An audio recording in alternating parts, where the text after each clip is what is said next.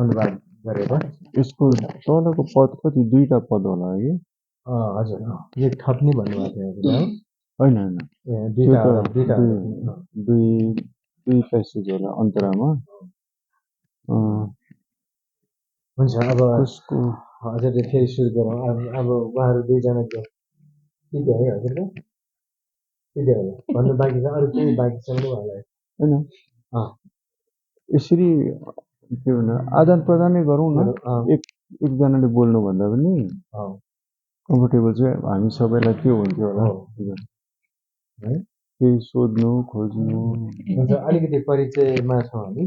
तपाईँको होइन अब विजयले अलिकति अहिले देख्दैछ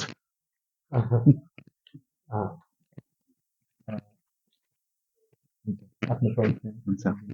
विजय महर्जन अङ्कल कीर्तिपुरमा बस्छु आजभन्दा लगभग 2015-16 हामी एलबिसीमा इङ्ग्लिस सर्भिसमा प्रेम बक्सटन उहाँसँगै तपाईँलाई भेटेको थिएँ मैले इङ्ग्लिस सर्भिसमा एकछिन त मैले एलबिसी नै सम्झिनु पर्यो कि लिभिङ ब्याप्टिस्ट म एकपल्ट इङ्ग्लिसमा जान्थेँ मैले खास फोटो खोज्दै थिएँ पाइनँ त्यतिखेर हजुरलाई मैले बोलेको त्यहाँ देख्नु भएको छैन होला मैले दुईपल्ट बोलेको छु ओके अहिले भेरिटास कलेज बाइबल कलेजमा फेसिलिटेसन ट्रेनिङ कोअर्डिनेटर भएर सेवा गर्दैछु भेरिटास नाम त सुन्छु कहाँनिर हो के हो भेरिटास सुन्नुभयो कि क्यारिटास सुन्नुभयो क्यारिटास यो चाहिँ भेरिटास हो त्यही त मैले भेरिटास पनि सुनेको छु ट्रेनिङकै हो यो training leadership integrated leadership development कति लामो अवधिको नेपालमा चाहिँ 4 मोड्युल्स छ अनि एउटा मोड्युल लगभग 45-50 आवर्स होल बाइबललाई नै कभर गर्छौँ कहाँ पुगिसक्यो समय यो मोड्युल भन्नेहरू पहिला त अब 1 वर्ष 2 वर्ष के भन्थ्यो नि है अहिले नयाँ सिस्टम आयो अब हुन्छ मेरो पनि अब अलिकति जय मसी धेरै धन्यवाद हजुरको समयको लागि हजुरको नाम सुन्ने हजुर लुमा आएर किबोर्ड बजाउनु भएको याद छ धेरै पुरानो भइसक्यो त बिर्सिसक्यो होला लुमा आउनुभयो अनि म कहाँ आएर हजुरले पुरै किबोर्ड बजाएर गीत सुनाउनु भयो कति एक्साइटेड थिएँ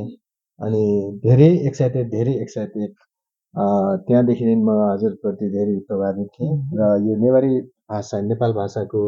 जुन अहिले यो बाइबल अनुवाद गर्ने क्रममा चाहिँ हजुरको हिस्ट्री मैले हेर्ने देख्ने मौका पाएँ फोटो पिक्चरहरू पनि देख्ने मौका पाएँ पुरानो पिक्चरहरू थियो अनि यो धेरै छैन एउटा दुईटा पिक्चरहरू तपाईँको त्यो नेपाल भाषा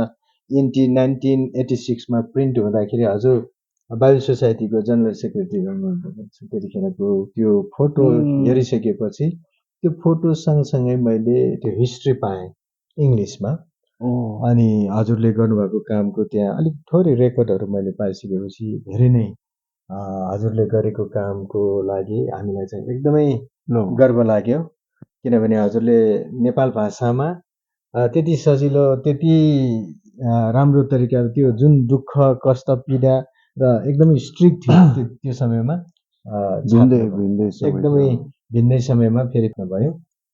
त्यसको लागि धेरै धन्यवाद त्यसपछि फेरि पनि अब यो नेपाल भाषा ख्रिस्टीय भजन निकाल्नको लागि हजुरसँग सरसल्लाह गर्न आइयो अनि यसमा चाहिँ अब 334 वटा भजन 144 वटा कोरस र 8 वटा चाहिँ बाल बालिकाहरूको गीत हामीले प्रिन्ट गऱ्यौँ हजुरको सल्लाहमा कति गीतहरू हजुरको थियो हामी एकदम आभार व्यक्त गर्न चाहन्छौँ परमेश्वरलाई धन्यवाद दिन चाहन्छौँ आज हामी तपाईँलाई भेट्ने मौका प्रोग्रामलाई जुराउनु भएको छ धेरै अग्रजहरूको कुराहरूलाई चाहिँ अहिलेको जेनेरेसनले सुनेको छैन तर मेरो मनमा चाहिँ यस्तो भइरहेको छ कि अग्रजहरूले गरेको त्यो जुन किसिमको कामहरू थियो, अग्रजहरूले गरेको एउटा परमेश्वरमा परिश्रम थियो, त्यो परिश्रमलाई चाहिँ अब हामीले अबको जेनेरेसनले बुझ्नुपर्छ। त्यो इतिहासले उनीहरूलाई थाहा पाइराख्नुपर्छ र उनीहरूले यो कुरालाई पुस्तौँ पुस्तसम्म र नेक्स्ट जेनेरेसनमा सेयर गर्दै जानुपर्छ। हजुरको समयमा जुन किसिमको तरिकाले गीतहरू लेख्ने, त्यो एउटा परमेश्वरले जुन किसिमको दिनुभएको त्यो दर्शन, परमेश्वरले दिनुभएको त्यो गिफ्टेड थियो,